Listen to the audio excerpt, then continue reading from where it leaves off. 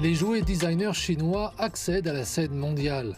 Et cette influence ne va pas dans une seule direction. Alors que les jouets chinois se mondialisent, les marques étrangères se localisent ici en Chine. On le ressent ici, les choix de design, tous ces détails festifs. Ils s'intègrent à ce que reconnaissent les consommateurs chinois. Prenons Lego, le fabricant danois présent en Chine depuis 10 ans.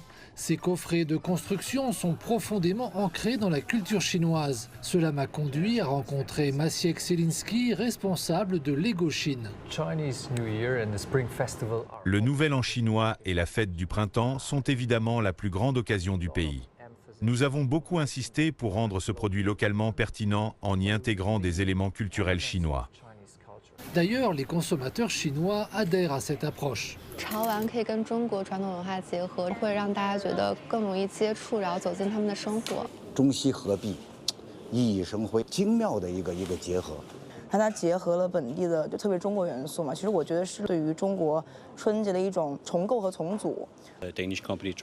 Une entreprise danoise qui cherche à s'inspirer des traditions chinoises. Et je suppose que la plupart des entreprises danoises essaient de le faire à leur manière.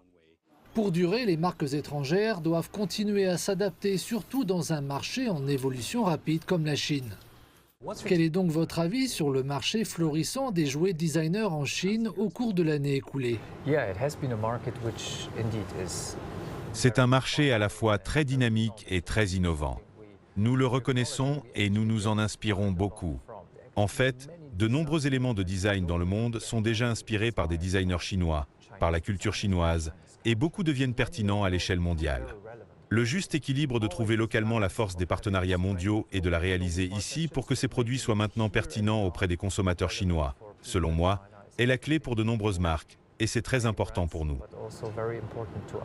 Les données du secteur indiquent que le marché chinois des jouets designers devrait dépasser 110 milliards de yuan d'ici 2026, presque le double de 2023. La croissance est désormais portée davantage par la consommation émotionnelle et par l'identité culturelle, et pas seulement par les produits. Les consommateurs passent d'achats impulsifs et anonymes à des collectes plus sélectives et réfléchies. De nombreuses marques internationales de jouets leaders passent du marketing global avec adaptation locale à une véritable localisation profonde et authentique. Il ne s'agit plus d'une simple traduction.